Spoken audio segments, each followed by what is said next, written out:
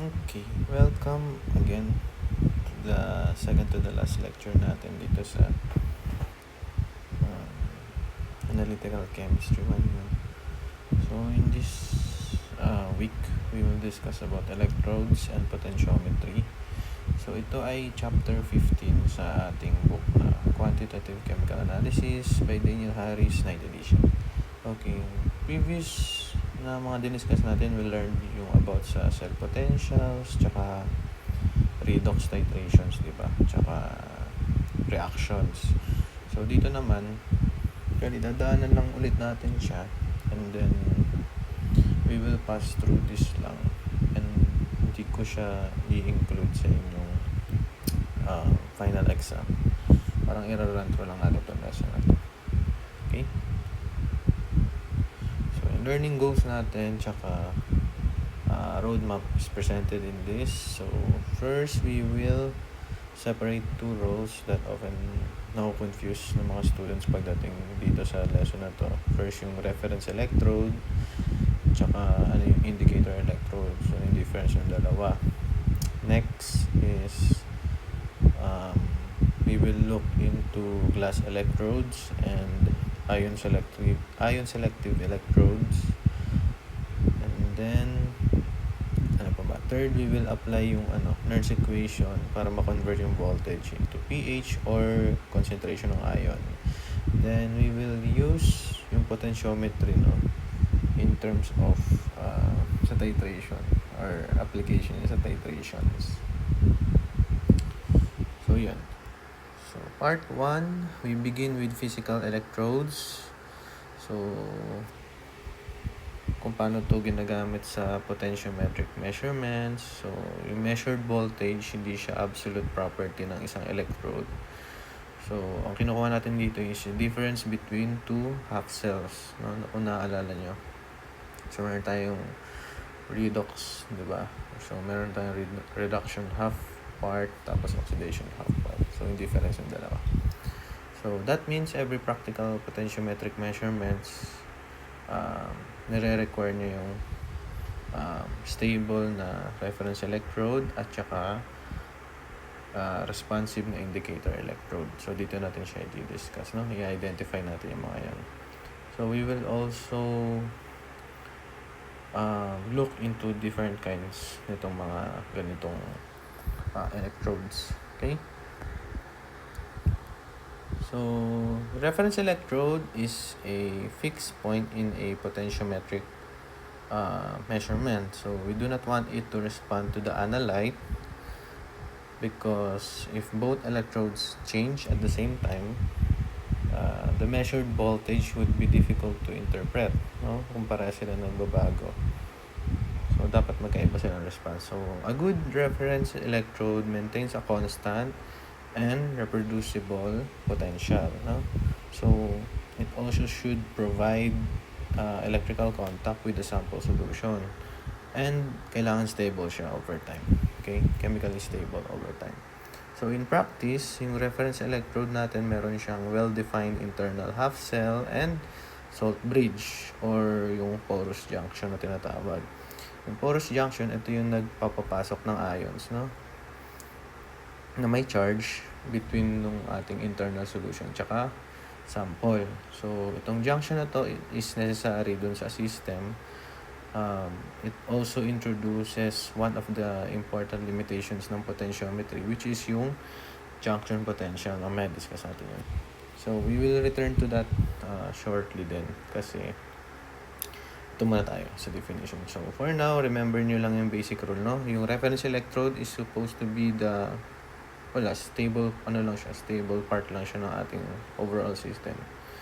Tapos, yung indicator electrode natin, yun yung dapat magre-respond sa ating sample. Okay? So, common reference electrodes. So, itong table na to, kinukumpara yung tatlong reference electrodes, no, that we will use throughout this chapter. So, the standard hydrogen electrode or She. Yan. So, conceptual reference siya assigned a potential 0 volts. So, 0 volts ang kanyang standard potential. So, it is important for defining tables of standard potentials, no? So, sa kanya nakabase lahat, no? Kaya siya yung tinatawag na primary reference natin.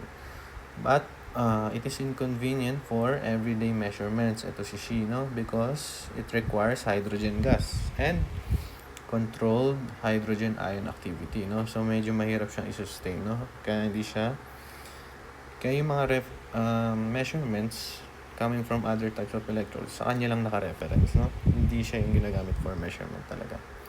So, next naman yung saturated calomel electrode or SCE. So, it uses mercurius chloride, and saturated potassium chloride, no? It is stable and historically common siya. Pero yun nga, may mercury siya, no? So, many laboratories now prefer yung susunod na type, yung silver chloride electrodes natin, no? Kasi nga, yung toxicity ng mercury. So, ito yung pangatlo, no? The AgCl reference is compact yan, easy to build into combination probes, and very common sa routine pH measurements tsaka ion selective electrode work, no? So, yung key point dito na kailangan niyang matandaan is yung value na negative 0.200 volts means nothing unless we also say versus with reference electrode. So, dapat kapag nagbibigay tayo ng results ng analysis, parang naka siya lagi in reference with what kind of reference electrode, either dyan sa tatlong yan. Okay, so isa-isay natin siya ngayon. So, yung standard hydrogen electrode natin, yun nga, reference point yan for electrochemical scale. So, yun. Yung mga parts niya, ito siya, no? So, it consists of platinum surface in contact with hydrogen gas and hydrogen ions. So, under standard conditions, its potential is assigned exactly, yung kanina ko sinabi, no? 0 volts. So, yung assignment na yun, it let us report all other half cell potential on a common scale. Kumbaga sa kanya lahat naka-reference. So, the platinum in the She, sabi ko She, ito yun ha.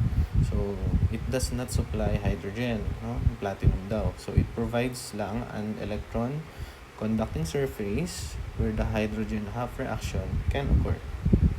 So, conceptually, this electrode is essential because it defines yung 0 point natin. So, practically speaking, it is inconvenient talaga, no? It requires kasi hydrogen gas, yung platinum mo dapat malinis talaga yan, puro, and controlled solution composition. So, for routine analytical chemistry, we usually use yung pangalawa at pangatlo kanina na mention ko, SCE tsaka yung AgCl. Then, kino-convert natin yung values if kailangan. So, when you see yung mga results na nakalagay ganito, pag nakagan parang x something, tapos nakalagay versus ganyan versus C.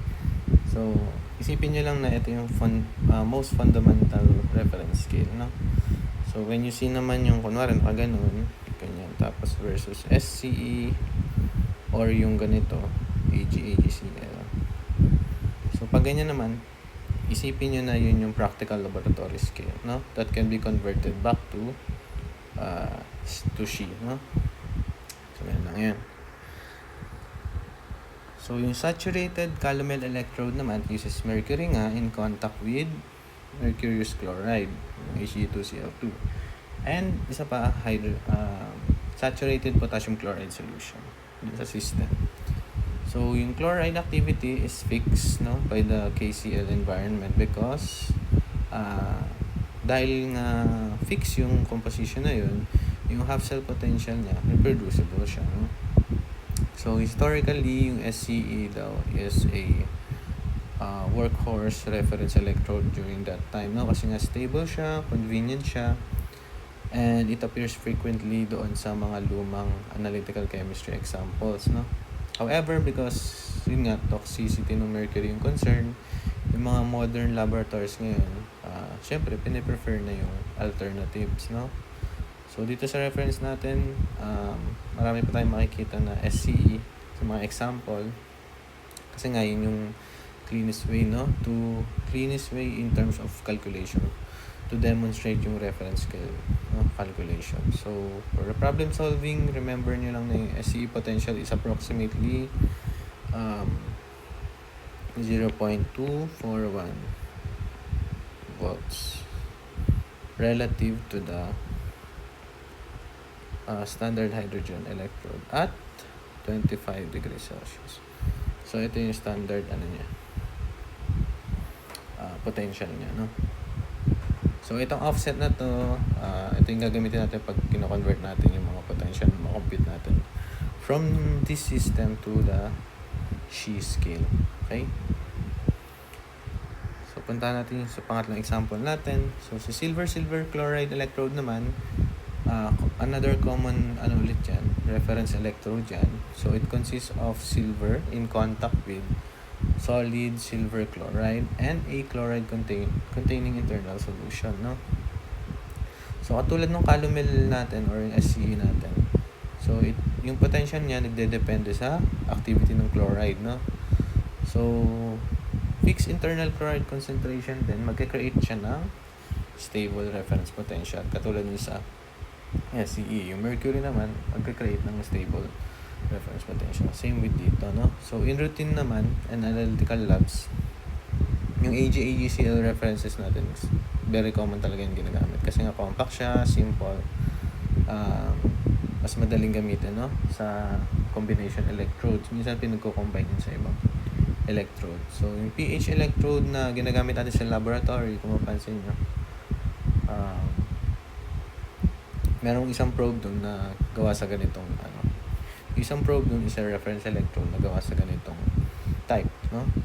But inside doon, meron siya mga glass indicator electrodes and a reference, kumbaga built-in one, all-in-one na sa isang probe. So, yung concept ng chemistry nun, ganito rin. So, for calculations, yung saturated AgCl electrode natin is often treated as about plus 0.197. Yung kanina ba nasabi ko? Plus din to. Positive to. So, important yung sign, no? Plus 197 volts. Relative versus SCE at so, ganun lang ulit dyan. So, again, no? Yung exact value depende on the internal chloride solution, no? So, you should always check that. And check yung filling solution. Kailangan naka-specify mga concentration yan. Okay?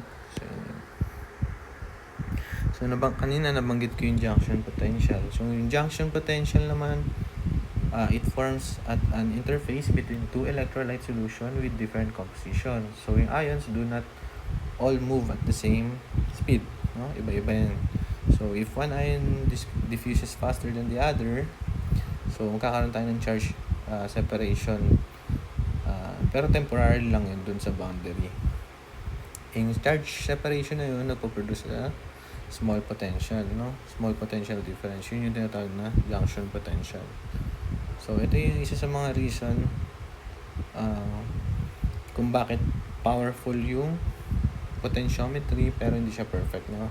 So, even if the indicator electrode behaves ideally sa system, the reference junction naman can shift when the sample matrix ay nagbabago din. So, na-emphasize nitong reference natin na yung mga unknown junction potentials at liquid-liquid interfaces can limit the accuracy of many potentiometric measurements. So, yung limitation na yun, especially important yun sa pH measurement, no?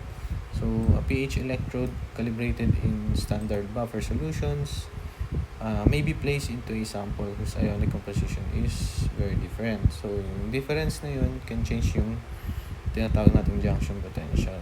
And it can either increase or decrease yung accuracy. So, yung measured pH may then may include yung very small na systematic error, no? Doon sa ating buong system.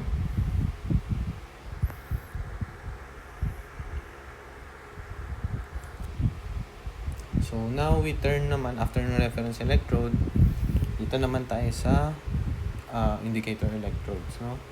this is the one that responds to our analyte. So, yung reference natin, dinidivide yung indicator electrodes into two broad classes. Okay, so yung first class is metallic electrodes. So, these develop potentials through electron transfer reactions. Okay, so nangyayari yun at a metal surface or through equilibria, no, involving metals. Next, yung second class naman, membrane electrodes naman yung tawag doon. So, these are the basis of ion selective electrodes. Mamaya, madi-discuss siya. So, example nito yung mga glass pH electrodes natin, no? Pag sinabing membrane electrodes. So, doon naman sa ganung system, sa membrane electrodes, the important event is not a redox reaction at a metal surface. Instead, yung selective binding or transport of ions across a membrane, no? Yun yung nagka-create ng potential difference, no? So, ganun yung difference ng dalawa. So, important yung distinction na yun kasi if you try to interpret every electrode as redox or ion selective electrodes, malilito ka, no? Instead of comparing that, try asking yourself if kung yung electrode nagre-respond through electron transfer ba siya at a metal surface or through ion exchange and membrane potential. So, at least doon, ma-distinguish nyo kung anong type ng indicator electrode, no? Kung metallic siya or membrane electrode. Okay? So, yung metallic indicator electrodes, so it develops a potential, yun nga, as I mentioned, at a metallic surface. So, some metals respond directly to their own ions. So, other metals naman, such as platinum or gold, are used because they are relatively inert and can transfer electrons to and from redox species in the solution. So, very versatile yung platinum tsaka gold. So, surface condition nagmamatter dito sa metallic indicator, no? So, a metal electrode works best when the active surface is clean, yan, and large enough for rapid electron transfer. Yun yung limitations niya, no? If the surface is not clean or fouled, tapos minsan oxidized pa, makalawang ganyan, or coated with other unwanted materials, so yung measured potential natin, pwedeng mag-fail or mag-drift yan, no? At hindi niya ma-represent yung solution equilibrium. So, yun yung limitation ng metallic indicator. So, in-highlight dito na yung platinum as the most inert metal indicator. Common gamitin yung platinum. Tapos, yung gold naman, even more inert in many chemical environments. Pero yun nga, actually, parehas expensive yung dalawa. So, meron naman tinatawag na carbon electrodes. They can also be useful because marami sa redox reactions are fast on carbon surfaces, no? So, sa next slide, we will classify metal electrodes by how directly they respond to analyte. So, meron tinatawag na first kind. So, a metal electrode of the first kind is the simplest metallic indicator electrode. Okay? So, a pure metal is placed in a solution containing its own cation. So, the surface reaction is the reduction of the metal ion to the metal. So, for silver, the reaction is silver ions natin plus 1 electron forming solid silver. So, the electrode potential follows the Nernst equation. So, for 1 electron metal ion such as yung Ag plus natin, the ideal slope at 25 degrees Celsius is 59.16 volts. So, lagay natin yun. So, for 1 electron metal ion such as Ag plus, the ideal slope at 25 degrees Celsius is 59.16. Mamaya makikita nyo kung saan gagamitin yan. 59.16 millivolts for each 10-fold change in ion activity. So for ions with charge N, the slope is divided by N. Depende sa charge. So the important conceptual point dito, no, is that first kind electrodes respond directly to the activity of the metal ion in the solution. Okay? So if the ion activity changes, the electrode potential will change. No? So mapipredict nyo yung change ng potential. Okay? So punta tayo dito sa work example, no? Potentiometric precipitation titration. So specific to sa metallic indicator electrode natin. So 100 ml solution containing itong concentration ng silver chloride. Sodium chloride was titrated with 0.1 molar silver nitrate. Tapos yung voltage cell potential is shown in dito sa figure na to. Okay? So minonitor daw siya. So the equivalence volume yung VE is dapat 100 ml lang ito. So, double check natin. Okay? So calculate the voltage after the addition of, so dalawa yan, 65 ml tsaka 135 ml silver nitrate solution. So yung reaction natin dito is Ag silver natin, no, coming from silver nitrate, tapos chlorine ions galing sa sodium chloride natin, forming yung ating silver chloride precipitate. Okay? So, yung sa A, at 65 ml of Cl minus, so has precipitated 35%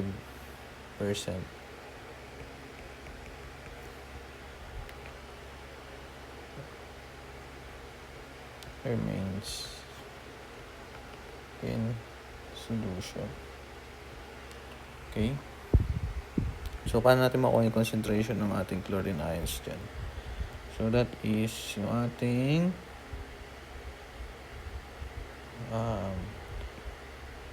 fraction remaining, 35% remains, no? So that's 0.35 mali. Di siya 0.03. Yan yung fractions remaining, no? Kasi 65 ml ng 100. Kasi ngayon, ano natin is, tama, hindi yan 5. So yung ating equivalence volume is 100. So, nag-add tayo ng 65 ml. So, alam natin na yung 65 ml or 65% nag-precipitate na. So, meron pa tayong 35% na natitira sa solution. So, ito yung 0.35. Okay? Fractions remaining doon sa ating solution times original concentration ng ating sodium chloride. In this case, that's 0.00 o 4 na 0 molars. And yung ating dilution factor na 100 ml over 165. Saan galing 165? Total volume. Okay? 100 plus 65. So, dapat ang makuha nyo concentration yun ay 0.0121. 0.0212 pala, sorry. Molars, no? Okay. 100 ml, yung initial volume ng chlorine ion, tas 165 ml, yun yung total volume ng solution natin, no? Okay, to find yung ating cell voltage, so, babalik tayo dito sa ating, so, get, parang di kasya to, anyway. We go back to KSP. Okay, so binalikan natin to. So we all know that KSP ... concentration ng ating silver ions times concentration ng ating chlorine ions is equal to KSP. So pag ni-rearrange natin yan, concentration ng silver, so pinapahanap natin ba voltage, no? Concentration ng silver is equal to KSP over concentration ng ating chlorine ions. So, ang KSP nito ay 1.8 times 10 to the negative 10 over yung calculated natin, 0.0212 molars. So, ang concentration doon ng silver dyan ay 8.5 times 10 to the negative 9 molars. Okay? So, hindi ko na pala nabanggit dito, no? So, ating pinaka-guiding expression, no? So, saan ko pa siya lalagay? Sige, ibayin natin yung color. Ang pinaka-guiding expression natin, dilaw ko na lang, is ito. So, ito yung cell expression natin. E is equal to 0.558 plus, ito yung kanina ko sinasabi na slope, ideal slope. Pero i-convert natin ng volts to. 0.05916 times, paano ko ba sabihin? Paano ko ba lagay? Sige, diretso na. Times logarithm ng logarithm of ganyan na lang. Concentration ng silver. Okay? Kalimutan ko banggitin. So, ang goal natin makuha yung concentration ng silver ions natin. Okay? Ang given nito is yung measurement versus doon din naman binanggit sa problem, no? Pero assume natin na yung measured, yung cell is measured versus yung standard calomel. Okay? Electrode natin at 25 degrees Celsius. So, going back, so mangyayari ngayon sa calculations natin. Okay, ayun, nag-iba na yung kulay, sorry. Anyway, yung mangyayari ngayon dyan, therefore, the cell voltage is equal to cell voltage E is equal to 0.558 plus 0.05916 log itong nakuha natin 8.5 times 10 to the negative 9. So, dapat ang makuha yung value dito ay 0.081 volts. Okay? So, kung itatry nyo naman yung at 135 ml. So, wait lang. Duplicate ko lang yung slide. Okay.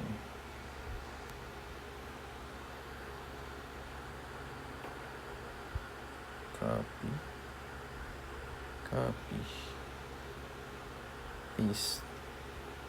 So, duplicate slide.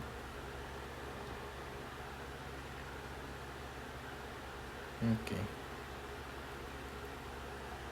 So, yung sabi naman, at 135 ml ng ating silver nitrate, alam natin na there is an excess of ilan? 35 ml, no? Pangit ang 5 ko. Of silver nitrate, no? Tandaan nyo yung ating equivalence volume ay 100 ml.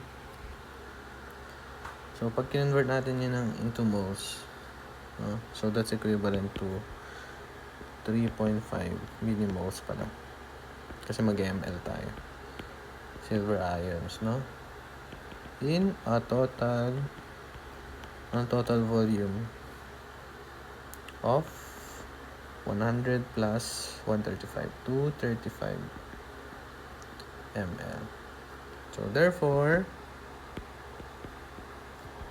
yung ating silver ions concentration ay 3.50 millimoles divided by 235.0 ml.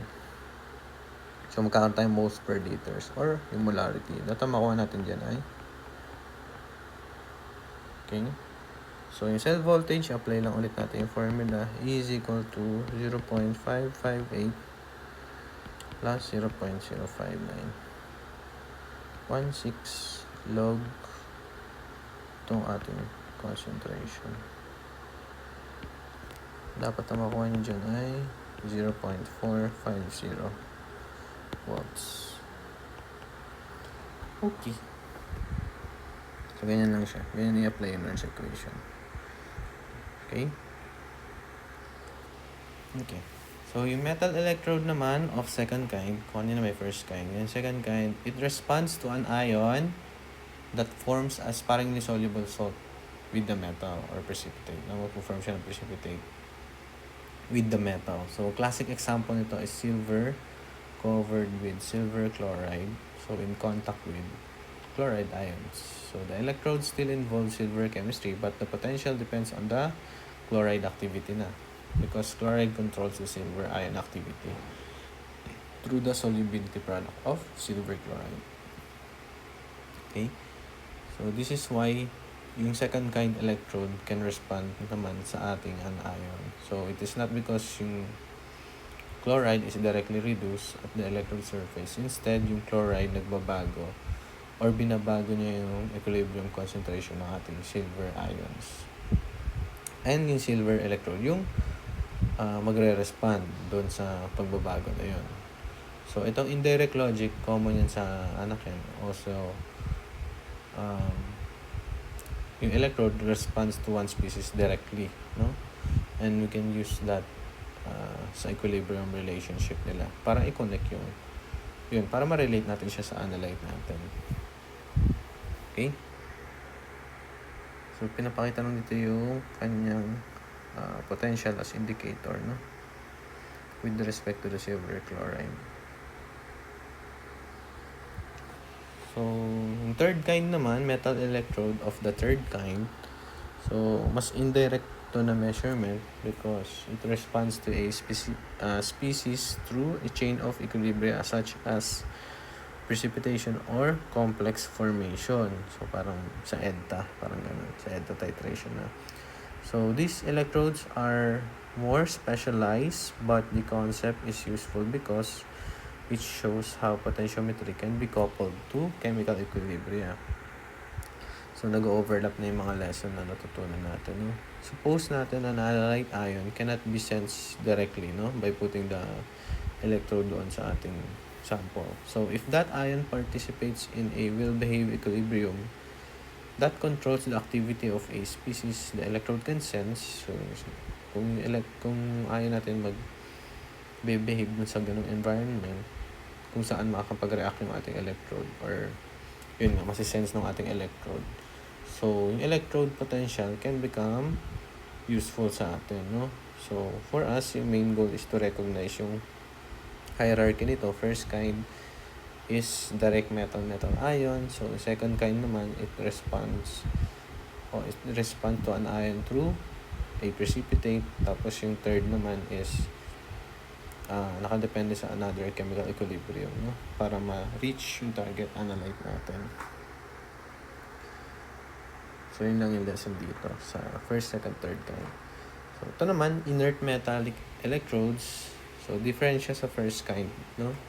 First kind electrode. So, yung platinum electrode placed into a solution containing, halimbawa, iron 3+ tsaka iron 2+. It does not measure platinum ion, okay? So, instead, it nagpo-provide siya ng surface for electron exchange, no? As previously mentioned, between doon sa ating oxidized tsaka reduced forms na nasa solution natin. Okay? So, wala siyang kinalaman directly. So, for the iron 3+ or iron 2+, or dito sa case na ito, cerium 4+, cerium 3+. So, yung relevant half reaction is yan, nandiyan naman. So, yung platinum electrode, talagang wala naman siya talagang kinalaman sa reaction, no? So, it simply conducts yung electrons between the solution and the external measuring circuit. So, gold and carbon can also play similar roles, no, sa appropriate system natin. So, important to sa potentiometry tsaka titration. So, when a platinum electrode is used, the potential reflects the ratio of oxidized and reduced species in the solution. So, the electrode is ano sabihin? Para siyang reporter, no? Hindi siya yung part ng reaction natin. So, somehow, kinokontrol niya din yung hindi niya kinokontrol. Kasi nga, ano lang siya, reporter lang siya ng mga nasisense niya. So, hindi siya nagre-react or hindi siya nag-control ng stoichiometry. So, as makikita mo dito, stoichiometry nakadepende sa concentration ng mga ions natin. and number of moles. Since andyan yung N, andyan yung mga concentration sa formula natin. Okay? So, yun yung overview ng part 1 natin, no? Sabi sa inyo, run through lang natin to. So, sa part 2 naman, we will move into membrane electrodes naman, no? So, glass pH electrode, yung sabi ko sa inyo, isa sa mga example nito. So, may mga general idea lang na nag-extend, no, sa mga ion selective electrodes. So, yung core idea dito is selectivity. Kaya siya nakalagay na ion selective. So, membrane, dinesign yan so that one ion contributes much more strongly to the membrane potential than other ions, no? So, yung selectivity, very powerful to kapag talaga may target tayo specific na analyte, no? Somehow, may limitations din. So, yung ion selective electrodes natin, or ISE, ang kanyang abbreviation, it contains a membrane that interacts preferentially with a target ion. So, the membrane can be glass, liquid organic phase, pwede rin crystal solid, or part of a compound sensing system. So, the measured potential dito sa system na to nakadepende sa activity of the target ion in the sample. Okay? So, doon naman pa rin nakatarget. Doon pa rin naman nakafocus. So, for an ideal, no, ion selective electrode at 25 degrees Celsius, so the response follows the Nernst equation pa din. Same pa din naman.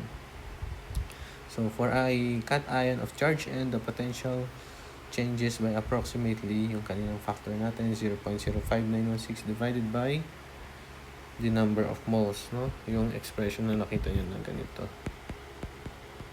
916 over N. No? Ito. 912 lang. Yun din yun. Okay? Ay! Nawala ako. Sorry.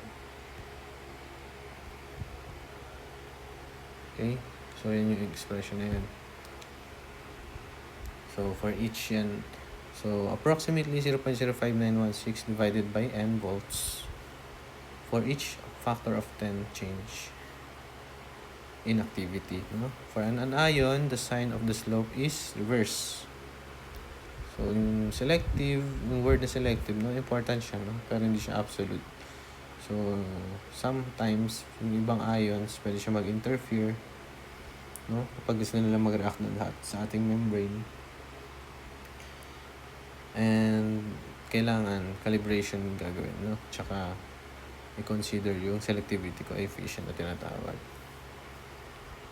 sa mga calculations. Speaking of selectivity, so selectivity is quantified with a selectivity coefficient. So this coefficient tells us how strongly an interfering ion contributes to the response ng ating electrode, no? Compare natin sa primary concern natin na ion. So, pag mas mababa yung selectivity coefficient, ibig sabihin, mas maliit yung effect ng ating interfering ion.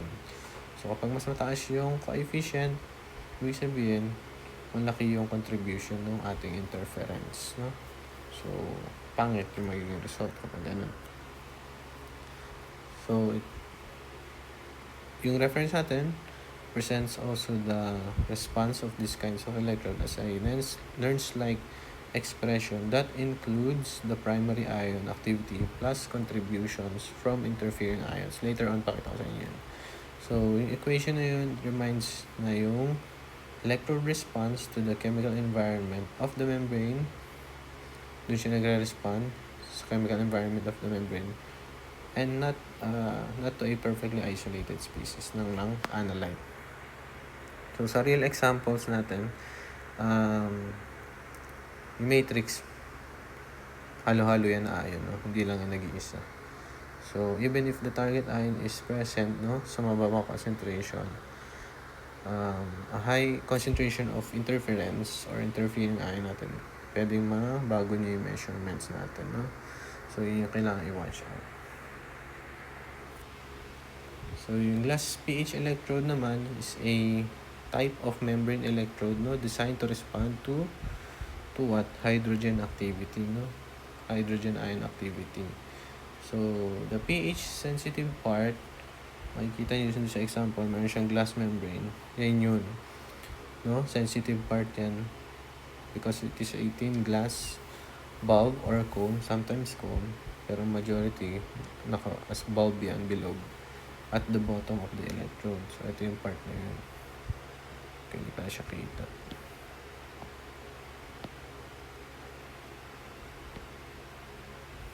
So, ito yung part na yun. Okay? So, yung glass membrane. So, inside the bulb is internal solution. No? Kalagay naman dyan. Whose hydrogen activity is fixed. So, fixed ang hydrogen ion activity dyan. So, delikado yan kapag nabasag yan. So, along with an internal reference electrode, open ano yan, silver tsaka silver chloride. Silver chloride, reference electrode. So, yun nga, kailangan may partner lagi na reference electrode. Okay? So, combination electrode naman, yung outer reference electrode, naka-build siya sa same probe or body, no? Katulad dito sa example natin. So, from the outside, it looks a single piece lang siya. Pero in reality, dalawang system yun nandyan. Isang indicator electrode, isang reference electrode natin. So, chemically, however, the measurement still requires two half cells. Yun nga, indicator half cell na involving yung ating glass membrane and reference half cell with fixed potential, yung ating silver chloride. So, yung measured voltage dito, it includes membrane potential plus reference contribution. So, calibration absorbs many constants. So, yung pH meter natin can report pH rather than voltage, no? Nakadiretso na pH na ganun. So, ganun siya ka-powerful. So, paano nga ba siya nag-respond sa hydrogen ion? So,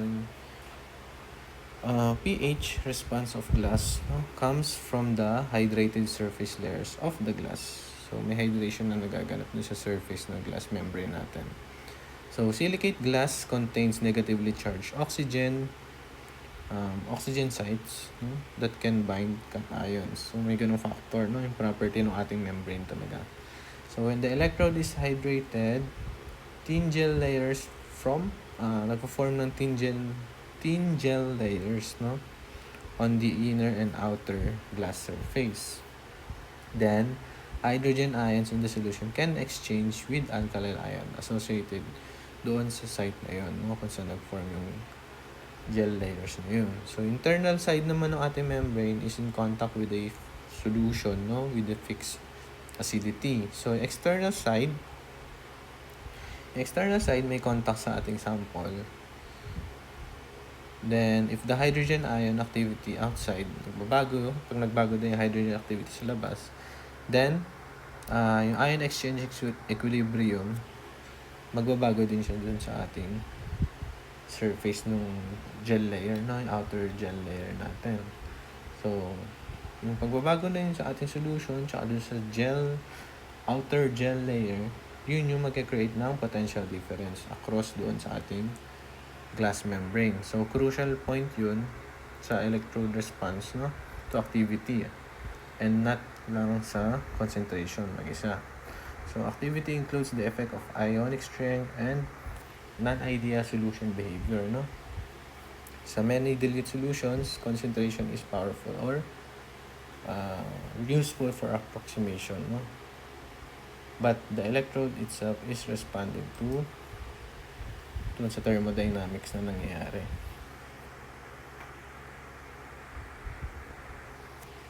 So, in an ideal glass electrode, daw, so if the inner and outer solution had the same hydrogen ion activity, so ano mangyayari dun sa membrane potential natin? It will be zero, no? Kasi walang difference.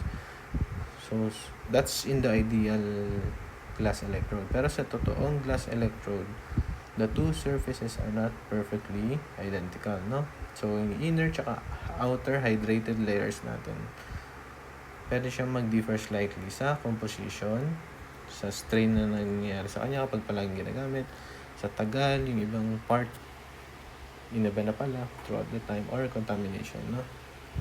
Kaya prone sa contamination tong electrode kasi ginagamit siya sa mga sample. So, kailangan siyang mini-maintain din. So, yung difference na yun, nag-create ng tinatawag na asymmetry potential. So, you can think of it as a maliit na offset, no? Built-in offset na siya sa system, no?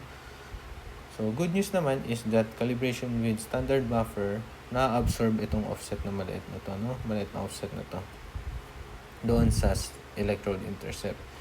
Yung di okay na news or bad news dito is that the offset can change, no?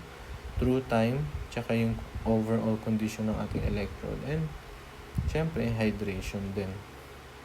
So that's why, no, yung pH electrode should be calibrated routinely, no, rather than parang hindi na siya parang ginagamit na agad diretso.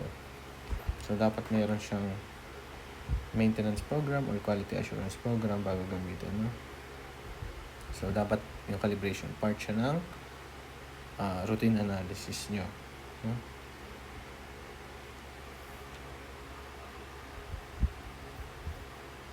So yun, pH meter is paano ba siya kinakalibrate? Normally kinakalibrate siya with a standard buffer solution.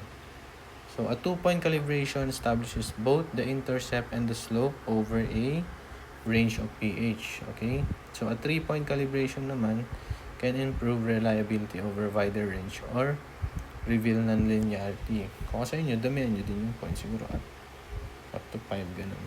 Pero dito naman 3-point calibration. Mabibigyan na kayo ng ng maraming information yan kung okay pa yung electrode nyo or not.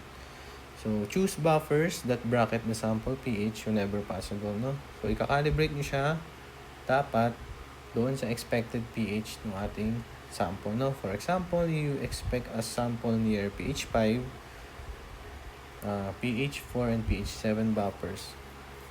So, pH 5 daw yung ina-expect mo na pH ng sample natin. So, yung pH 4 tsaka pH 7 buffers, may mga pH kasi, yung mga buffer. So, it can be more relevant, no? Yung 4 to 7 rather than piliin mo yung pH 7 tsaka pH 10 buffer. Wala dun. Hindi maglalaro dun yung sample mo. So, temperature din nagmamatter yan because yung Nernst slope nagbabago with temperature. So, very sensitive. And because yung buffer pH natin, yung mga values na nakadepende talaga sa temperature. Okay? So, important na kapag nag-analyze kayo ng pH, controlled environment din, no? Laboratory conditions. So, during calibration, the instrument effectively learns how to kung paano nag-respond yung voltage to pH, no? That the electrode at that time, no? At the time of the analysis. So, yun. So, this process, ina-account niya yung offset na yun, yung asymmetry potential, tsaka yung slope deviation, no? Coming from the temperatures, and also pH buffer na ginamit. So, dapat hindi lang diretso sa routine analysis, no? Calibration with buffer. Very important. So, in this example, no? Yung calibrated electrode now follows equation, ito, E is equal to E prime 0 or E not prime minus 0.05916 times pH. So, the measured potential or the measured voltage is ito, 120 volts, and the calibrated intercept or E prime natin is 0.533 volts. So, substitute lang natin yan sa formula na binigay dito. So, we have 0.120 equals 0.533 minus 0.05916 times yung pH. So, move terms lang natin so that yung 0.05916 times pH is equal to 0.533 minus 0.120. So, yung difference nun is 0.413 volts. Ito. So, divide both sides by 0.05916. Matitira yung pH natin. And our resulting pH is 6.93. Yung final answer natin. So, note, kung matanotice nyo, no, yung negative slope, ito. Negative slope in this particular convention, no? So, as pH increases, yung hydrogen activity natin is decreasing. Paano ko ba ilalagay yung hydrogen activity? Ganun na lang. Concentration ng hydrogen ions natin. Okay? So, yung measured potentials, nagsishift yan accordingly, no? So, in real instruments, you may not see the raw equation anymore. But the same calibration logic, naka-built in yan sa pH meters natin. So, ganyan siya nagme-measure ng pH.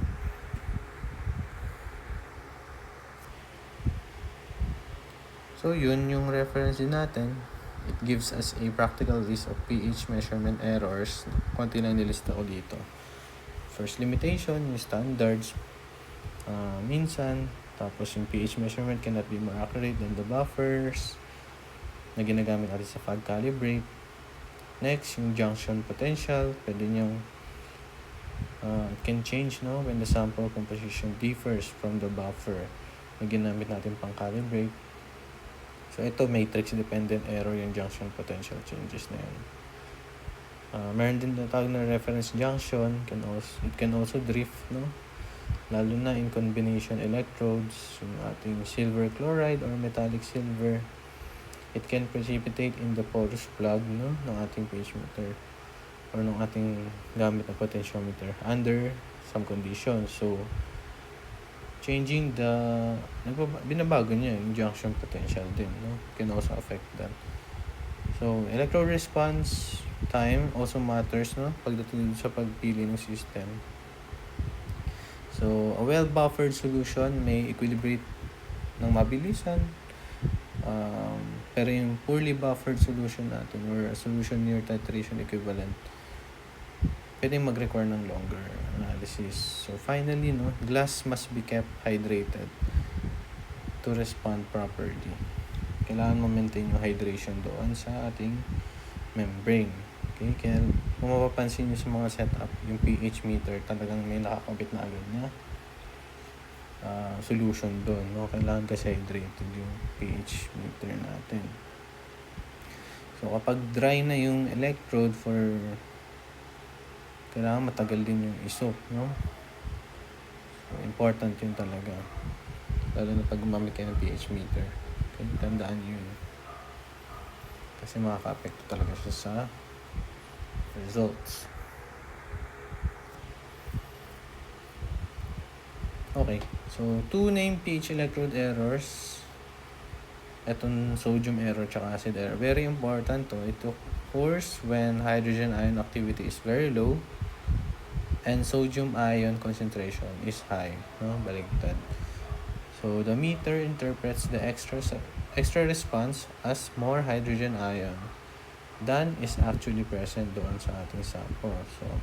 So, the apparent pH is lower than the true pH. Makikita nyo dito sa graph. Magbabago siya. So, acid error, it occurs, tsaka alkaline error, ito nasa figure. So, yung acid error natin, nag-occur sa very strong acid. So, yung measured pH becomes higher than the usual pH. So, isa sa mga explanation nun is that the glass surface becomes saturated with hydrogen ion and cannot respond ideally to further increases dun sa ating acidity. No? Masyado na mataas para sa kanya. So, itong both acid error tsaka sodium error, it reminds us na yung glass electrode, meron lang siyang super limited, no, na working range or operating range. So, in the middle pH range, okay siya, no, pag middle range yung pH. Pero sa extremes, especially pag high pH with sodium, tsaka strong acid, you must interpret the displayed value with caution, no, kasi yung standard conditions pala hindi naman met. Okay. So, the glass electrode naman, so other glass membrane electrode, no? Usually, pH electrode, yun na yun eh. Pero, it can also be designed to respond to other ions, no? Dito sa example natin. So, we can do that by changing the composition of the glass. No? The membrane can be made more responsive to, halimbawa, sige, sodium, potassium, ganyan. So, yung underlying principle, pares pa rin, ion exchange pa din at the glass surface and the selective movement of binding of ions. Okay? So, yung difference nun is the difference is which ion fits best doon sa system na yun. So, yun, nakadepende yun. So, selectivity nga kasi siya. So, ion selective nga kasi siya. So, it is controlled by the composition mainly ng ating membrane. Tapos, yung size ng ion na ina-analyze natin, yung charge, yan. Tsaka yung hydration ulit. Ulitin ko yung hydration. So, however, may mga limitation siya. So, hydrogen ion can interfere dito sa ganito system. Sodium may interfere with some potassium measurement. So, diba? And yung sample matrix as well can change yung activity coefficients. So, focus tayo dito sa kahit ganun, focus tayo sa kanyang calibration tsaka selectivity. Okay, moving on, liquid-based ion selective electrodes naman, it uses an organic membrane phase that contains a selective reagent. Okay? So, this reagent might be an ion exchanger or a neutral carrier. Okay? The target ion partitions into or interacts with the membrane more strongly than other ions do. So, it creates a membrane potential, no, related to the target ion activity. So, a famous example ng neutral carrier selectivity is valinomycin for potassium. Okay? That kind of chemical recognition gives the electrode selectivity, no? Yun yung nagko-contribute sa pagiging selective niya. So, yung main key takeaway dito is that liquid-based ISEs behave like small chemical separation system, no? Na enjoined to an electrochemical readout, no? Or potentiometer natin. So, in membrane, it does not simply binablock everything except one ion. It also favors one ion strongly enough that yung voltage can be used sa ating analysis. Okay? So, aside from liquid-based, meron din tayong solid-state crystalline membrane electrodes. So, kanina, organic yung gamit. Dito naman, it uses an inorganic crystal as the selective membrane. Okay, yung classic example nito is the fluoride electrode based on lanthanum fluoride or LaF3. So, yung membrane is often doped to create vacancies, no? So, it allows, yung vacancies na yun, it allows fluoride ions to move through the crystal since naka-solid state tayo. So, kung babalikan nyo yung another lesson sa crystal lattices sa Gen Chem nyo. So, may mga vacancies sa crystals. So, doon nagmo-move yung mga ions natin sa mga vacancies na yun. So, yung membrane, the membrane separates an internal solution. So, based dito sa example natin, no? Of fixed fluoride activity. So, predefined activity na naman yun. From the external sample. So, when the fluoride activity outside changes, yan ulit. So, yung membrane potential niya, nagbabago din. So, because fluoride ion has a negative charge, then, so yung sign ng electrode slope natin is opposite that of the monovalent cation electrode. So, fluoride electrodes are widely used because they are relatively selective and practical. However, sample preparation nagmamatter pa din yan. For example, pH must be controlled because hydrogen fluoride formation at low pH mas mababa yung free fluoride activity kapag ganun. So, important na ma-prepare yung pH ng maayos. And yung hydroxide naman can interfere, no, under some conditions. So, yun. Hindi yung limitations nito solid state. Okay, move on tayo sa example. So, this example uses a fluoride ion selective electrode. No? We compare an unknown to a standard so that the constant terms magka-cancel lang yan. So, for a monovalent anion such as fluoride.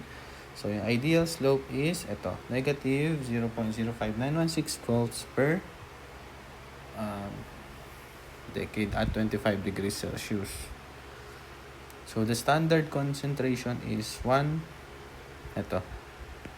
standard concentration, CS, standard. So, 1.00 times 10 to the negative 4 molars at the fluoride. So, yung unknown potential naman is higher than the standard by 0.05916 volts. So, ito yun. So, substitute nyo lang yan sa ating, so, ilista nyo na din yung standard condition. So, substitute lang natin yan dito sa ating working equation. So, we have plus or positive 0.05916 is equal to yung kanina nating slope 0.05916 logarithm of log Cx over Cs. So, divide both sides by divide both sides muna by negative 0.05916. So, we will have this. So, matitira yung negative 1 since same lang to. Negative lang yung sign. So, yung ratio is, pag kinuha mo yung antilog niyan, so, yung log ratio is negative 1. Tapos, pag kinuha mo yung antilog niyan, so, yung ratio daw is 10 to the negative 1 or 0.100. Then, we have then, ililipat lang natin to sa kabila. So, we have Cx is equal to yung ratio times concentration ng standard, which is given naman kanina. So, 1.00 times 10 to the negative 4 molars. Okay? So, dapat ang makuha niyong sagot ay ito. Concentration ng fluoride ion ay 1.00 times 10 to the negative 5 molars. So, yan siya. So, gano'n naman yung binibigay naman na yung working equation. Substitute nyo na lang. Okay, punta tayo sa another type. Kanina may liquid, solid state, tapos ngayon naman, gas sensing electrodes naman. So, these are compound electrodes. So, a gas permeable membrane separates the sample from a thin internal solution. Medyo complicated na itong mga type na to, no? Wala na tayong ganito sa laboratory natin. So, the target gas diffuses through the membrane. No? Yan yung function niya. And it changes the chemistry of the internal solution. So, meron pang internal electrode sa loob. So, often a pH electrode yan or ion selective electrode. So, combination nga siya. So, yun yung nagsisense ng chemical change, no? Kapag nag-diffuse na yung gas sa ating membrane, no? So, medyo complicated siya, no? So, this design provides selectivity because only certain neutral gases can cross the membranes, no? Not all gases kayang gawin yun. So, ions in the sample usually cannot cross. So, as a result, kapag di siya nagko-cross, yung internal electrode nyo, protected yan from matrix components. No? Very sensitive yan. So, two important examples ito is carbon dioxide electrode and ammonia electrode. So, both convert gas concentration into pH change in the internal solution, which is then ini-measure natin electrochemically. So, ito. So, itong Severinghaus carbon dioxide electrode, yun nga, example yan. So, it is a classic gas sensing electrode. So, it contains a pH electrode surrounded by a thin layer of electrolyte solution or electrolyte layer, separated from the sample by a gas permeable membrane. Okay? So, carbon dioxide from the sample, kung may sample tayo, so, it diffuses through the membrane into the internal layer. So, inside, yung carbon dioxide, magpa-participate na siya dun sa acid-base chemistry doon. So, it forms carbonic acid and then it changes the hydrogen ion activity na. So, yung internal pH electrode, nagre-respond doon sa pagbabago ng hydrogen activity. Tapos, yun yung output niya, nare-read niya. So, therefore, yung measured voltage, no, it can be related, no, kung paano nag-react or kung paano nag-participate yung carbon dioxide doon sa ating sample. Okay? So, ganun siya nire-relate. So, itong design na to widely important to in physiological measurements because dissolved carbon dioxide often connected yan sa blood gas chemistry na tatawag, no? And acid-base balance. So, for our purposes, it is also a clear example of a compound electrode, no? So, the electrode does not measure carbon dioxide directly doon sa metal surface, pero it measures yung chemical reaction ng carbon dioxide, no? After niya mag-diffuse doon sa ating electrode. Very interesting din example. And then, meron tayo, ang picture na. So, ammonia gas sensing electrode naman, it works by a related principle pa din. So, ammonia gas diffuses naman through a ganun din, gas permeable membrane sa ating internal solution. Then, yung ammonia magre-react with water. Tapos, magbabago yung pH. Tapos, yung pH change na yun yung nakikita nating output, no? If the original sample contains ammonium ion rather than ammonia gas, so, kailangan yung sample, kailangan mo na strongly basic yan, no? Under high pH conditions, mako-convert mo yung ammonium ion sa ammonia, no? Pwede na siya mag-cross doon sa membrane.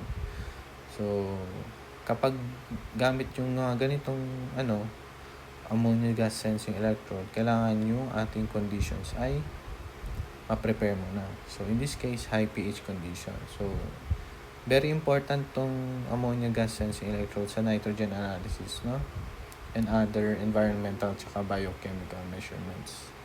Again, same design din naman. Iba lang yung ating specific na ion na dinedetect. So, aside from that, so maraming type, no? So, iniisa-isa lang natin yung mga example. So, meron dito tinatawag na biosensor. Biological recognition. Yung biosensor, yung selectivity nakadepende sa biological recognition. So, halimbawa, an enzyme, antibodies, biomolecule. So, kapag nag-interact yun sa ating analyte, so magkakaroon na naman ng chemical change doon sa ating system. Then, doon i-monitor natin yung change gamit yung ating electrochemical device. So, you get the idea naman, no? Kung paano siya, itong mga different types of electrodes na to, kung paano siya nagpa-function, no? Nagbabago-bago lang siya, pero makikita niyo yung key signature, no? Kapag may nagbago sa system, so directly related siya doon sa reaction or kung paano nag-react yung ating overall system or electrode, no? Tapos kung paano siya lumalabas as output sa ating potentiometer, no? So in this case, no, example nito, an enzyme may produce or consume hydrogen ions. So, ewan ko kung may biology kapalas kayo. So, may mga enzyme na nagko-consume or produce ng hydrogen ions. Meron din oxygen, yan, specific, no? So, a nearby electrode naman, i-convert niya yung pagbabago na yun, no? Sa voltage kapag nag-produce or nag-consume ng hydrogen ions or oxygen ion or other types of ions, yung specific enzyme, no? So, sometimes yung conductive polymers, meron din yung tinatawag na field effect transistor devices. Medyo advanced na yung mga ganun, no? Sa modern sensors na yan. So, yun naman yung overall function talaga itong mga electrode na to, no?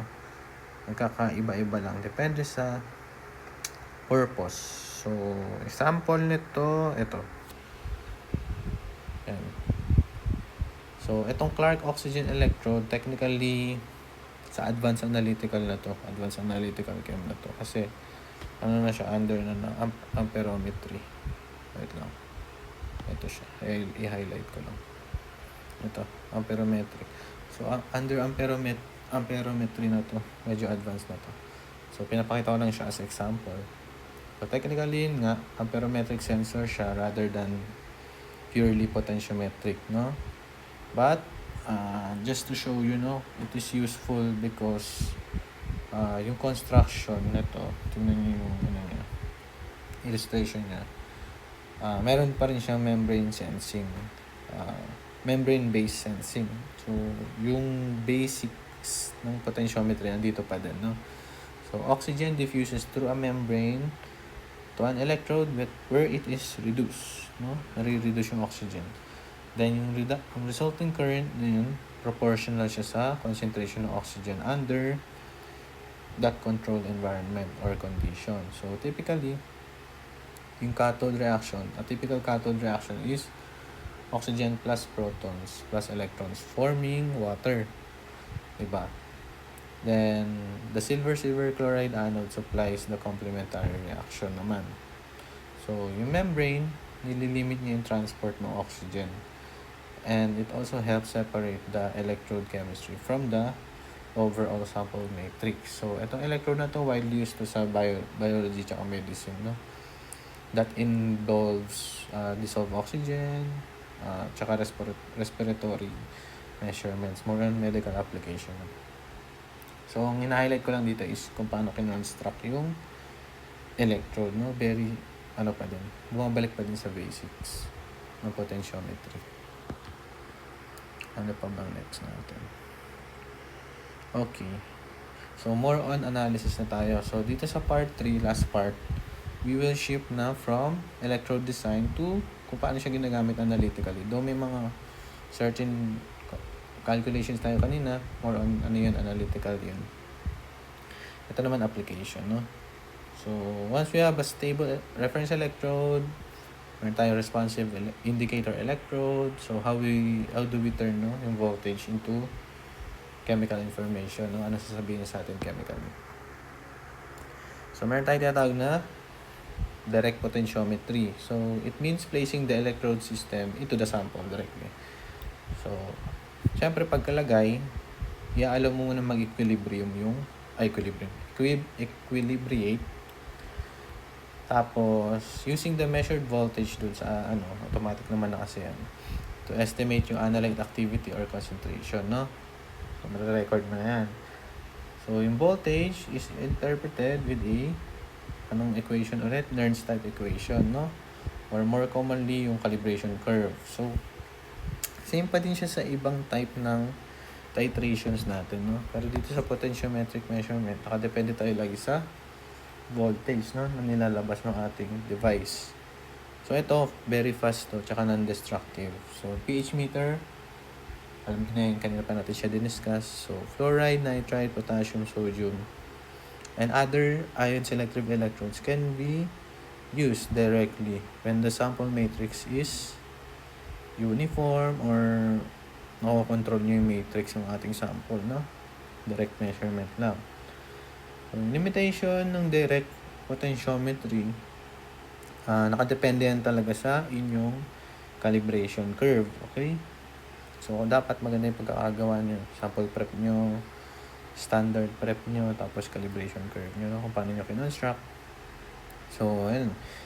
Kapag, if the ionic strength, interfering ions, tsaka composition ng matrix, no? Kapag nagbabago yan masyado, nagpa-fluctuate yan. So, pwedeng mag-shift yung voltage to concentration relationship. So, doon papasok yung next type, no? Which is yung standard addition potentiometry. Pero bago yun, yung ideal Nernst equation natin may be elegant but real electrode constants that are not known perfectly, minsan kailangan gamitin yun, no? So, kaya naalala nyo kanina, no? Yung reference electrode, merong little offsets yan. So, yung kanina kong binanggit na asymmetry potential, yan. Ina-account yan, no? Ano pa ba? Yung slope din, yung matrix, ina-account lahat yan. So, calibration, practical solution yan sa potentiometry. Instead of trying to calculate yung mga constants, no? Sa mga previous na lessons, we measure yung standards, no, of known concentration or pH, no? So, i-measure muna natin, tapos magpa-plot tayo. And we have to establish, no, actual response ng ating electrode system under this condition. Bago tayo sumabak sa sample analysis, no? Kailangan talagang i-prepare yung standards ng maayos, yung matrix ng standards, tsaka sample nyo dapat similar, hindi siya dapat magkalayo. Pero same naman sa acid-base titration, ganun pa rin naman. Kailangan yung standard tsaka ng ating analyte or sample, same ang itsura niyan, no? Bago tayo mag-measure. So, yan. Kapag hindi nyo yun magawa or kapag very limited, no, na ma-adjust yung matrix, dito na papasok yung standard addition. Actually, na-discuss naman natin to. Iba lang yung mga measurement types, no? So, yung standard addition naman, we first measure yung sample natin, then we add small amount na alam natin concentration ng analyte standard to the same sample. Tapos, measure natin ulit. So, little by little, nag-add tayo kasi record natin yung readings, no? So, because the measurement before and after addition, it occurs, no, in essentially the same matrix dun sa same sample na pinangyarihan nun. So, yung matrix effects, naka-cancel yun. So, same concepts, no? Dun sa diniscuss sa calibration measurements, sa direct titration, standard addition titration, tsaka internal standard, no? Pero dito sa potentiometry, yung voltage change yung magsasabi sa atin ng ratio ng analyte activity after nating i-add yung mga additions natin, no? Yung mga standard additions natin. So, may additional lang din dito. We have to appropriately assume yung mga activity coefficients, no? Dun sa original concentration. So, ito, useful naman to, standard addition, no? Especially for those ion selective electrodes in real samples, no? Such as yung mga biological fluids, environmental waters, food extracts, tsaka industrial solutions. Yung pinaka-trade-off dito is that yung algebra, no, sa calculation, more involved na sa direct calibration. Pero dito, mas reliable yung result kasi nga yung matrix effects. Nearly the same naman. Okay, apply natin siya. So, dito sa work example natin, it uses nakalagay dito, sodium ISE. Yan. To measure a sample before and after addition of sodium standard. So, the sample volume is 50 milliliters. So, we add 5 milliliters of 0.01 molar sodium standard. Then, sabi dito, potential increases by 17.8 millivolts. So, because sodium is a monovalent cation, we use yung ito. Tapos, yung slope niya ay positive 0.05916. Ito yung nasa gitnang term. Okay? At 25 degrees Celsius. Lagyan na natin. Okay. So, first, convert natin yung 17.8 millivolts into volts. So, yun. May points yung mga ganun, na. So, 0.0178 volts is equal to. So, yung delta E, yan na yun. Kasi sinabi, potential increases by 17.8 millivolts. Yun na yung change, no? Ito na yung delta E na nangyari. Yun na yung pagbabago. Kapag binigay sa inyo, changes from this to this, so kailangan nyo pang kunin yung delta E. Ima-minus nyo pa. Okay? Equals, direct substitution lang, 0.0596 log C2 over C1. Okay? O game, anong next gagawin? Divide both sides by 0.05916. Hindi na masyadong in-expound dito sa ating solution. So, magkakaroon tayo ng log C2 over C1 is equal to 0.0178 divided by 0.05916. Okay. Tapos kinuha yung antilog, kaya nagkaroon tayo ng 10 raised to ito. C2 over C1. I-clarify ko lang para makasunod kayo. 10 raised to n. So, ang ratio ay 2. So, yung ratio, it means na yung concentration after addition, including yung dilution na din, is twice the concentration before nag-add tayo ng standard. So, also including yung dilution sa final volume natin. So, the initial concentration in the final volume is, initial concentration in the final volume is, itong term na to, 0.0500Cx divided by 0.0550. Okay? Tandaan nyo, may 50 ml sample volume plus 5 ml ng standard. Okay? The final concentration is the original moles, okay, plus added moles. Ito na tayo, no? The original concentration and the final concentration, C2, is the original moles plus the added moles, no? Ilang moles? Saan nakuha yun? Ito yun, no? Okay, pag nag-multiply ka ng concentration tsaka volume, so ito i-convert mo to ng, either convert mo ito ng liters, ito i-convert mo ng millimolars. Okay? Ito yun, 5.0 times 10 to the negative 5. All divided by the total volume ulit, 0.0550 liters. Okay? Naka-liters yan. So, ito, kinonvert to ng liters. Itong 5 ml. Okay. So, the added moles are 0.005 liters times 0.01 molars, or 5 times 10 to the negative 5 moles. So, yun na yun. Yung underline ko kanina. Okay? Okay. So, if we set, no, C2 equal to twice ng C1, saan nakuha yun? Ito, kinuha natin yung ratio kanina. So, if we set as ganito, then we solve for Cx. So, dapat ang makuha, so sa algebra na lang yan. So, dapat ang makuha yung concentration ng ating, ba't ko binubuksan ko pa? Pwede ko pa i-double tap. So, dapat ang makuha yung Cx ay ito. Yan yung concentration ng ating sodium ion.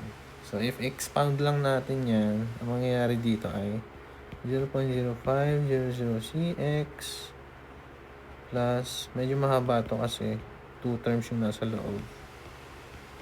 Yan, naka-divide ng 0.0550 equals 2 times, ano yung C1 natin? 0.0500Cx.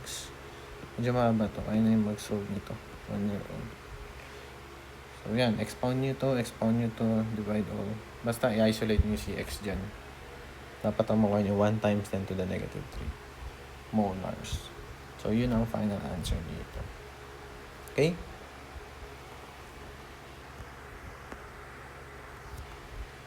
So, potentiometric titration, it replaces yung visual indicator dun sa ating typical na acid-base, complexometric, yan. Nakadepende tayo sa electrode signal. So, during the titration, nire-record natin yung cell potential after each addition of titrant. Pero hindi siya agad nire-record, no? Usually, ang setup niyan, may magnetic stirrer yan, tapos mag-add ka ng standard. Kaya mo muna mag-equilibrate, tapos record. Ganun. Then we plot, no? Yung potential versus titrant volume. Ito yun. So, may plot dyan. Potential, tapos ito, volume. Tapos ganun lang yun. Naka-plot lang yan. Depende sa itsura. So, yung endpoint, identify natin from the slope, from the shape of the curve. So, this is useful when no visual indicator exists. Kung naalala nyo, nadaan din natin to kapag walang visual indicator, no? So, usually, kapag sample mo, color, cloudy, yan. Or kapag pag gusto natin mas objective yung endpoint natin. So, potentiometer yung gagamitin natin. So, depende sa chemistry, no? Ng ating sample. So, indicator electrode might be glass electrode or acid-base titration or silver electrode for silver electrode kapag precipitation titration yung involved. Indicator glass electrode kapag acid-base kasi nga pH meter, ganyan. Or platinum electrode, no? For redox titration. So, yun yung mga counterpart niya. So, important feature nito, rapid yung change ng potential kapag nasa equivalence point na. So, parang ganun din yun, no? May biglang taas, tapos diretso ganun. So, magkakaroon ng ano. Malalaman din. Same din naman. So, potentiometric titration curve, same general regions din, ating normal na titration curves. So, before equivalence point, meron tayong mga ganyan. Same naman, before equivalence point, no? Excess analyte or buffer chemistry, nagko-control no ating potential, no? So, equivalence naman, small addition of titran will cause a large chemical change doon sa system. So, mabilis magbago yung ating potential, no? So, after equivalence, ang excess na yung titran natin. So, products, mix control na ng potential yun. Iba-iba na. So, yung curve shape niya, nakadepende sa reaction, no? Sa reaction, sa electrode response, tsaka sa kung ano talaga involved doon, no? So, acid-base ba siya, precipitation, complexo, or redox? It can be used, no? Itong potentiometric titration can be used for all that system. But, yung detailed equations nila, bago-bago pa din syempre, no? So, for endpoint detection, we do not always need to model, no? Yung buong curve, unlike nung ating normal na titration curve. Instead, we use derivative methods or grand plot, no? Kung naalala yung grand plot, para ma-locate natin yung equivalence volume from the data. So, derivative methods, na-discuss na rin naman natin ito nung sa mga basics sa unang version, no? So, derivative methods transform titration data to make the endpoint easier to locate. So, in first derivative, this is the change in potential divided by the change in volume. Okay? So, it tells us yung how steep the titration curve is. So, first derivative is the largest near the endpoint, no? Where the potential changes most rapidly. Second derivative naman, it tracks how the first derivative changes. So, nakadepende din dun. So, doon sa inflection point of the titration curve, the second derivative, sa nagka-cross, 0 ulit. Same naman, yung na-discuss natin dati. So, the 0. So, that 0 crossing is another way to estimate yung ating equivalence point kapag second derivative. No? Yung mga ganitong method nag-work to best when yung data collected natin small volume, no? Yung data natin, kinokollect natin at small volume intervals, no? Sobrang detailed, no? So, kapag namamalaki yung volume increments and yung electrode natin hindi pa equilibrated, yung itong derivative method, makagulo kapag ganun. So, ito more on sa mga minute changes, small intervals. Ayun, example pala tayo. Ito. So, in this example, we have potential data, no? Nakalagay na dito. V over E data.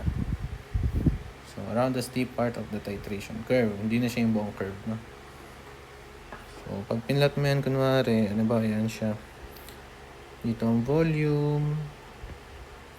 Dito yung potential. So, yan, 24.8, 24. Sobrang, makikita yung difference, no? Magkakalapit, no? Parang sa isang guhit. Nasa loob lang nitong dalawang guhit, no? So, ganyan siya. So, if ever, wait lang, doon natin siya. Masyadong detail. So, imayin natin siya ng ganyan. Parang zoom in ng 24 to 25. So, makikita nyo dito, no? Between 24.8 isa sa dalawa, first two parts. No? Between 24.8 and 24.9 milliliters, yung potential change nyo,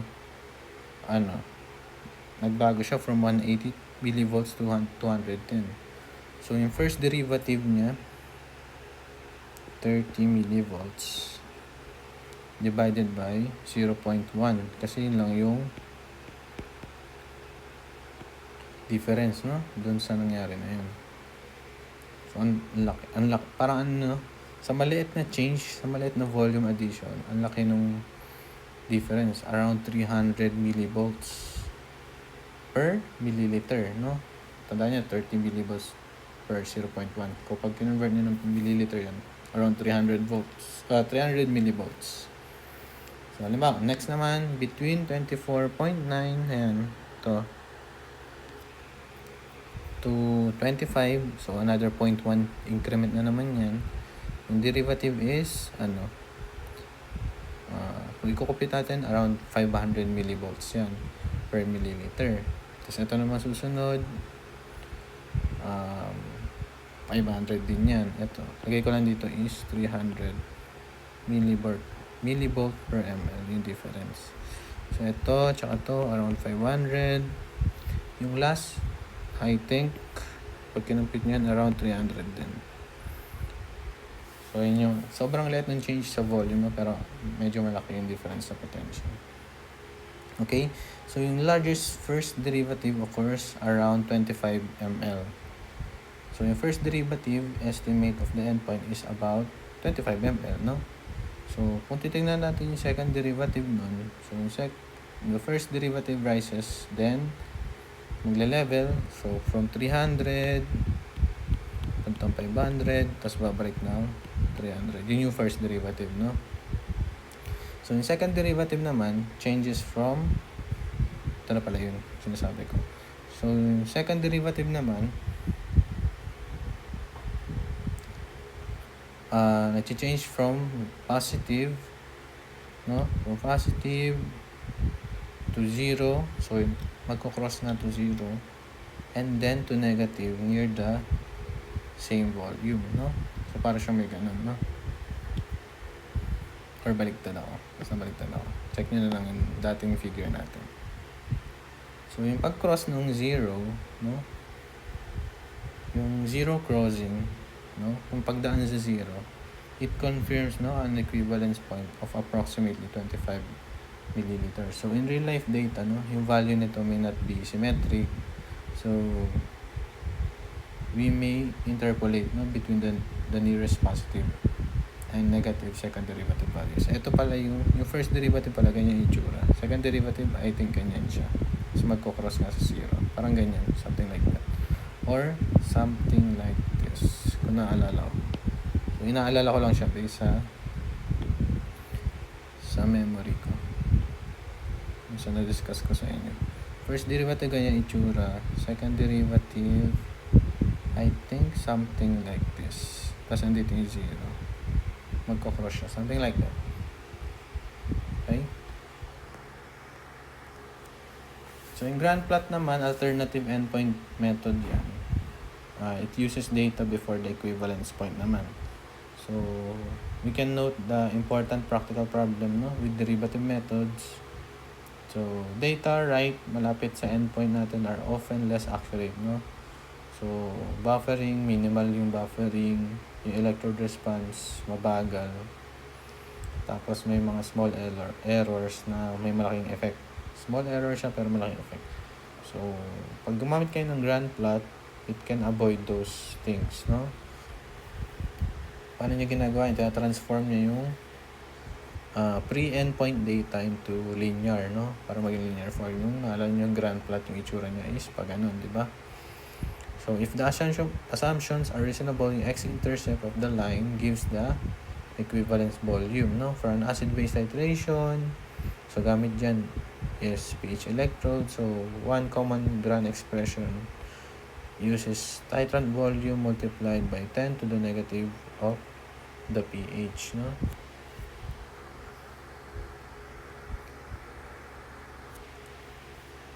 So, ito yun, pre-endpoint data or pre-endpoint titration data has been transformed to itong coordinate na to. So, kung titignan nyo ngayon yan, from volume ito, 3, 20, 22, 24. Tapos yun yung mga response nila. So, at 20, ano daw response? 0.06. So, assume natin ito yung 0.06, 0.03, 0.01. So, magiging plot niyan, ito. Ganyan siya, di ba? So, tas nag-fit daw ng curve, ang lumabas na itsura ng ating curve ay, yung form yan ay mx plus b. Okay? Kung naalala yung equation of the line. So, yan. Y is equal to negative 0.0125v. Since yun yung natin, x. ay y ano natin, independent variable natin, plus 0.3125 yung ating b. Okay, ano yung minention ko kanina?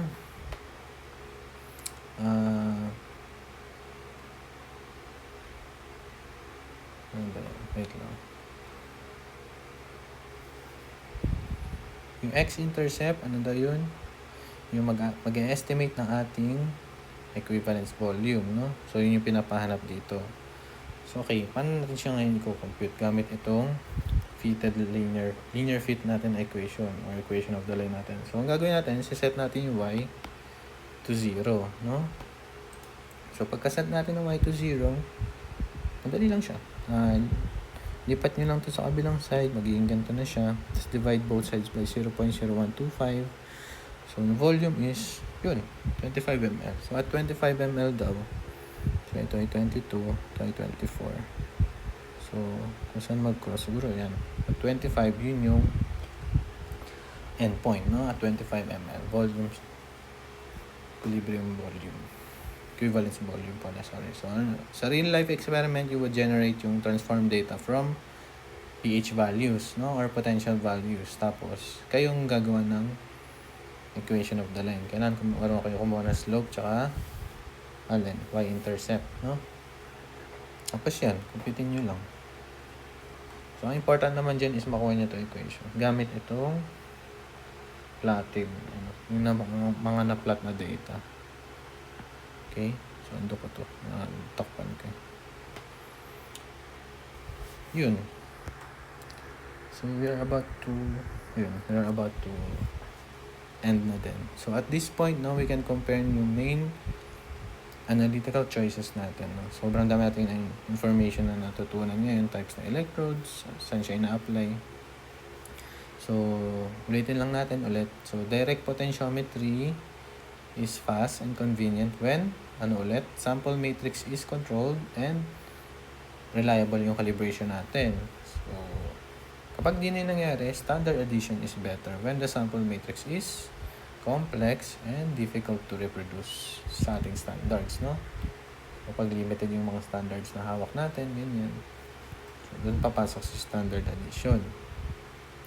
Next, potentiometric titration is useful when stoichiometric reaction gives a sharper and more reliable endpoint compared sa direct titration natin. Okay? So, the electrode must match the chemistry. So, important talaga ang electrode choice. So, glass electrode, ulitin ko lang, is appropriate for hydrogen ion activity and acid-base titration. Silver electrode can follow silver ion or halide precipitation systems or precipitation titration. So, platinum electrodes can monitor what? Redox titration or redox reaction. Tapos meron din fluoride electrode, can measure fluoride activity directly or by standard addition. So, yun. May mga ganun lang namang system na kailangan yung malaman, no? Bago kayo mag-decide kung anong gusto nyo gawin na titrimetric analysis. So, important to lalo sa mga thesis nyo ganyan kapag kino-consider nyo itong methodology na to. So, hindi nyo kailangan memorize yung mga list ng mga partner. Kailangan nyo lang piliin yun at tanongin yung sarili nyo kung ano yung species, no? Na magko-control ng overall potential na gusto nyo malaman. Tsaka, kung sample matrix nyo is simple lang or complicated, no? So, dun pa lang. Pag nasagot nyo yung dalawang question na yun, ito. Gusto ko itong method na to. Ito yung appropriate method para sa study ko. Okay? So, to summarize lang itong ating week 16. So, reference electrodes provide stable comparison potential. Standard hydrogen electrode or SHE defines the zero scale. Ang ating SCE, saturated calomel electrode. And yung ating silver chloride electrodes, practical laboratory references yan. So, indicator electrodes are the responsive part ng ating cell. Okay, sila yung nagre-react or sila yung nag-indicate, kaya nga indicator electrode.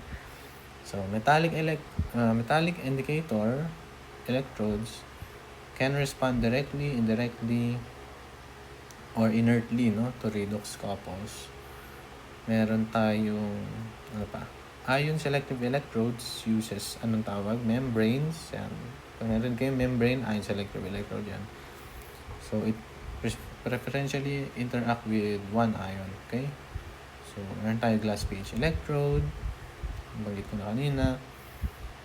Tapos, important example yung glass pH electrode, no? But the same membrane potential idea extend to pwedeng sa sodium, potassium, fluoride, sa gas, or enzymes or biosensors, no? So, yun.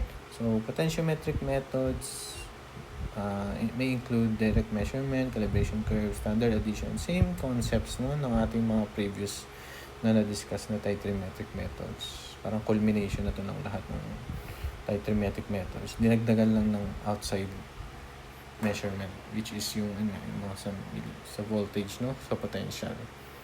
So across all of these methods, no, same foundation pa rin, no, measured voltage related to ion activity gamit yung ating Nernst type response or Nernst equation.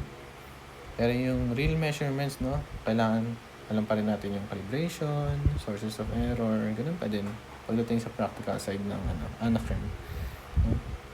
Yun, thank you so much for listening. Ito na end of lecture for week 16 again. Hindi ko to sasama sa inyong final exam, pero it's important pa din na malaman ito. Okay?